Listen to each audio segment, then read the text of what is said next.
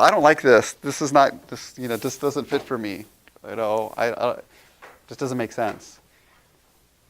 And I said, well, remember that all those people where you accept a lot of different opinions from, and sometimes you're different on political landscape or whatever, and you all come together, that's still cultural encapsulation because everyone volunteers to do that. So that value that you have of openness is still there. Bring someone into the group that's not open to that. Bring someone that's not going to be open to having that discussion of really different perspectives.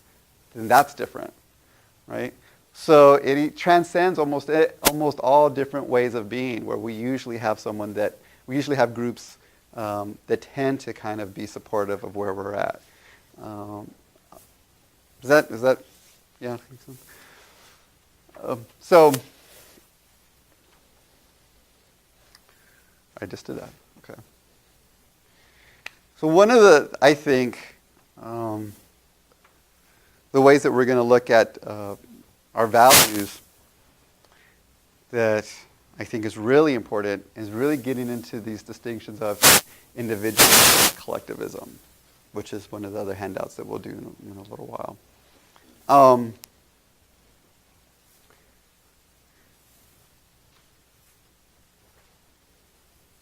Individualism, of course, is kind of the notion and attitudes are guided by incentives that promote our independence, right? Who we are as individuals. And collectivism is when decisions and what's valued as important is based on the community, others, right? What promotes the greater good. Right? A lot of distinctions that we see in different families can come through in this idea of individualism and collectivism.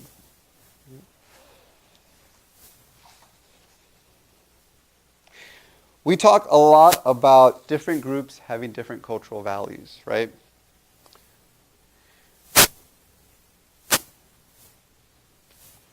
What I believe is that cultural differences aren't always necessarily differences in core values.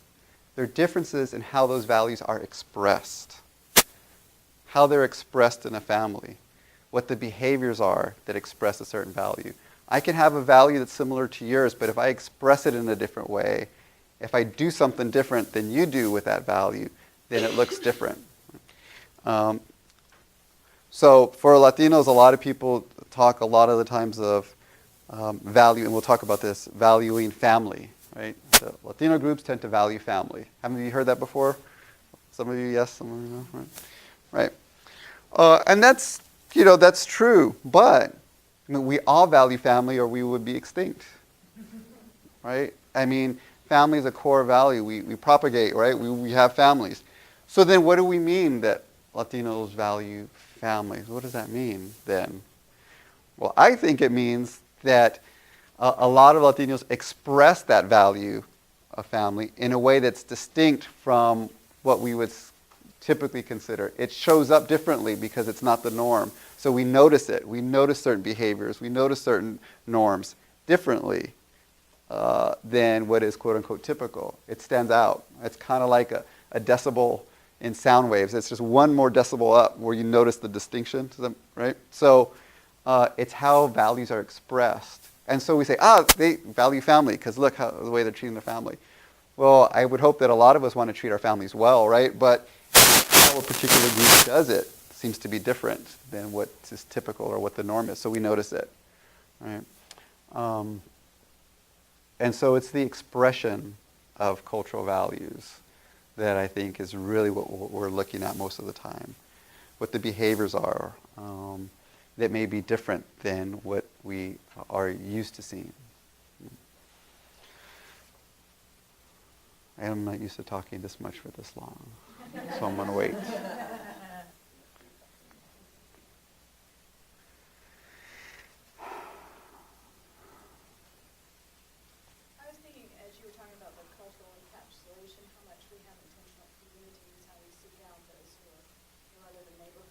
Mm-hmm. Some of us grew up with that, but a lot of times as you grow or move, then you keep creating that intentional community with and how to Yeah. Your worldview and your values. So you think that everybody feels and thinks this way. Of course, you know better on what level, but still. Still, we seek out that emotional security.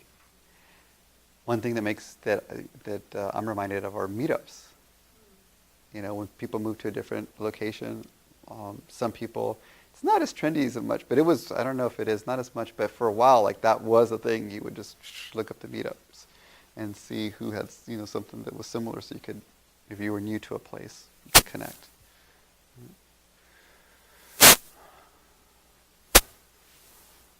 A little off topic, but we were talking about gender being a factor. I'm really sort of very aware of gender and the role that it plays. And lately I've been so disturbed by, there's this kind of a movement that's happened probably over the last maybe 20 years, maybe even, where it's okay to like reverse that power differential to where women in commercials, it's real funny when they're like abusive to their husband. Like somehow, like rather than realizing what the problem is and fixing that, it's like two wrongs don't make a right. Does that make sense? Like, Yeah. maybe, like on TV there'll be women that will like slap men, or you know, like I said, in commercials it'll be really funny when the woman's like, I don't know. I wish I could think of some examples, but I Right. just noticed it so much, and instead of it being like, haha, it's like really disturbing to me to see that. So do you know what I'm talking Yes. about? Yeah, absolutely. Anybody It's else not a feel that? particular way. Like just because men have been in power Right. and women are getting more equality, it doesn't make it any more humorous or okay to flip it and have women be the perpetrator. Right.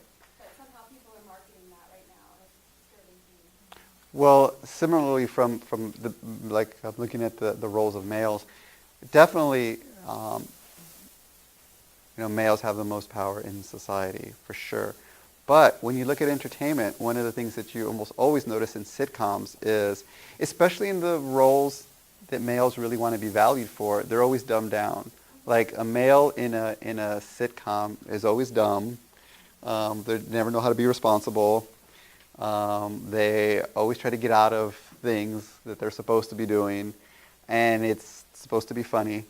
And so even though males have a lot of other power for sure, that also contributes to this promoting of this male identity as not needing to take responsibility or a doofus or, you know. And so that's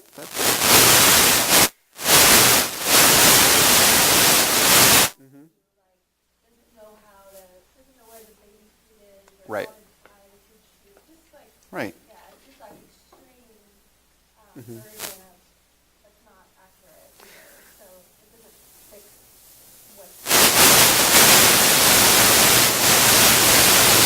I mean, I would be interested in knowing what your emotional reaction is to this.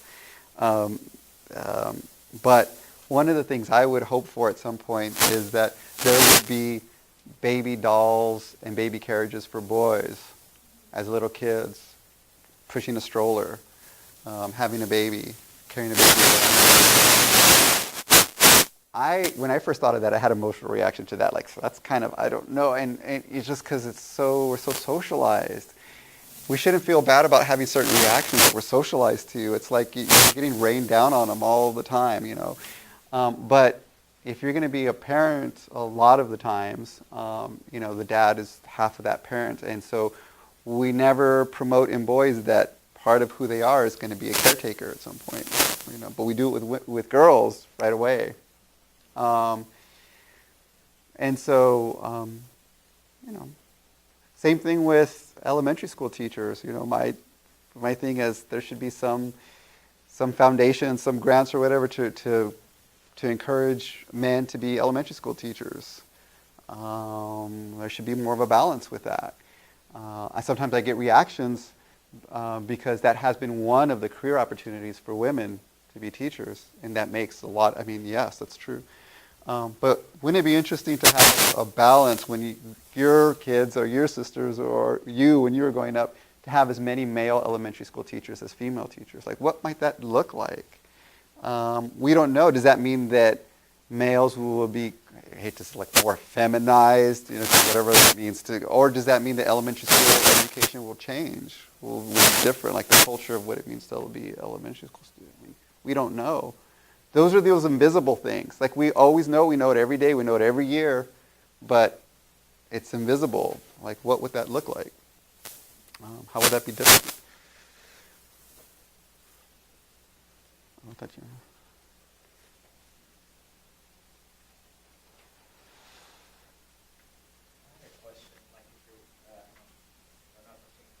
No. When you said ask for like a family or a client, which identities seem to be important to this family, which cultural identities.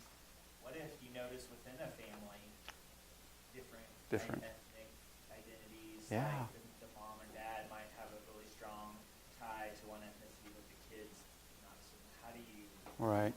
work with that? I think that's a good question because that can be generational. And so that's probably going to have more of an effect for the parents if the kid is distancing themselves because the parent's it's a personal value. So we're not going to be able to just say like, okay, this is your child may not value your cultural identity as much as you do. You can talk about that in that way, but it's a very personal affront to the parent if they really value it. So I think one of the things is the messages the child is receiving other places. It could be that child's developmental identity is going to be different than the parents. It could be, I like options. I mean, the best way I always do this is like outdoors. You just offer different options and see what fits. It could be that the child may feel consciously or unconsciously safer. And maybe not safer from danger, but just safer from wanting to fit into the mainstream or what's typical. And so that need to connect is a very strong human need to connect with groups and to be similar. It's very strong. It's probably the same need that the parents have to hold on to their identity. So that is what you would call in solution-focused therapy a both and, right?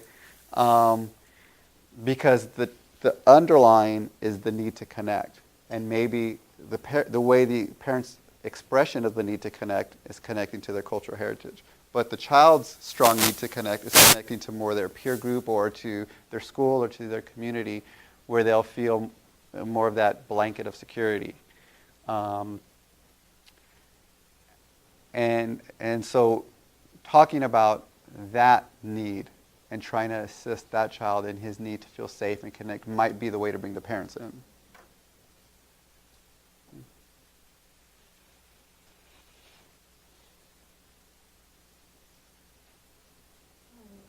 was listening to something, and it was just like an author talking about his experience, and he was talking about racial issues because he was a black man that he looked at like red hair, Mhm. and his father was white, and mother was black, and he was talking about how a lot of the things that he experienced weren't necessarily like racial or ethnicity difference, but more class difference.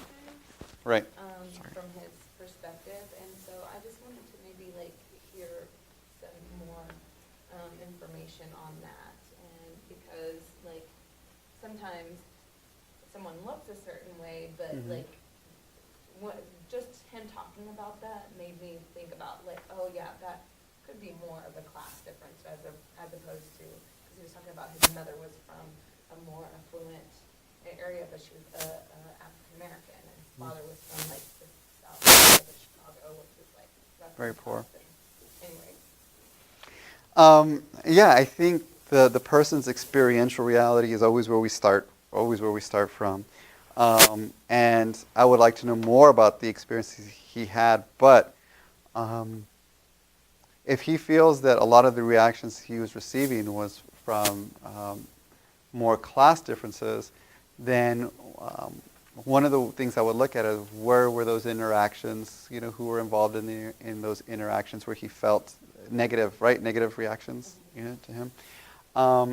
It also means that probably socioeconomic status is really important to him, so he's much more aware of that. It could mean that he's very comfortable with his racial identity, or that he distances himself from that. And one of the things we know, at least in our country, is that communication styles are different. It can be, you know, and that also has a lot to do with class. And so maybe the way he interacts or the way he communicates in certain contexts were what other people noticed. And so that may be a class distinction. Is that kind of, or? He was just talking about, his experiences and like, he would talk a certain way Mhm. here and a certain way there, like, and his mom, because of the class, he had to have a more refined talk that, like, on the street. Uh-huh. It was just interesting, and I just think that kind of plays into maybe a lot of the people that maybe we work with, Uh-huh. because Yeah. we're a free service, and so people probably are from a lower Yep. class because they don't have the access to get Right. other mental health Right. issues, and so how does that play into the ethnicities Mhm. that they come in with and their class? Right, and a lot of the times class differences are seen as ethnic differences. You know, of course we know when people say like you're talking like a black person, you know, what does that mean? You talk to African Americans, they're like, there's no one way to talk, you know, quote unquote black. And a lot of it has to do with class. And so, and the majority of certain populations that are represented in certain like lower class, middle class, or upper class. And definitely in working class and lower class, the formalities of how interactions are a lot looser, right? And because to speak in a more formal way is important because it reflects on your social status. Someone's going to judge whether you belong in that group if you respond a certain way, and if you don't pay attention to those rules, then your status may be questioned, right? And so definitely, I think ways of communication a lot of the times have to do with social class. If no one's paying attention to or valuing ways in which you communicate, whether it's formal education or not, then that's just not going to be as important. And the communication style you're going to learn is from your family and your community. And one of the things that you're bringing up that we're going to talk about is communication styles. A lot of the times, especially in our field, we pay a lot of attention to accuracy of words. We don't talk a lot about the appropriateness of what someone's communicating. And so when somebody says something or doesn't say something, we respond to what was actually said or not said, but not how it was said or how it wasn't said, right? Indirect communication and direct communication can be really, really different. Similarly, we talk a lot about building rapport because we value egalitarianism. We don't want to be above anybody in this country. That's a value. In all societies, there's always kind of conflicting values in all societies. But one of the major things in ours is this American tradition of not wanting to be above other people. It's not okay. We want to be egalitarian, right? And so, especially in this field. But some of the things that I'm sure you've run into is that also what can be equally important is a degree of respect within the interaction. So here we're trying to be egalitarian with our clients, but our clients want to give us a certain degree of respect because of our position, right? And so sometimes balancing that and responding to the respect they want to give us is more important than us trying to prove to them how we're as equal as they are. It's not going to damage anything, but definitely it can open the door if we allow ourselves to be treated with a certain type of a degree of respect that's important for the family that they hold us to. Does that make sense? Mm-hmm. Right? It doesn't mean we put ourselves above anybody, but it means we're trying to find a way to be responsive. Right? You okay? Great. So we're going to take a 10-minute break, and the pizza is over here, and we'll come back at, that will be 12:15. Yeah, Okay, all right.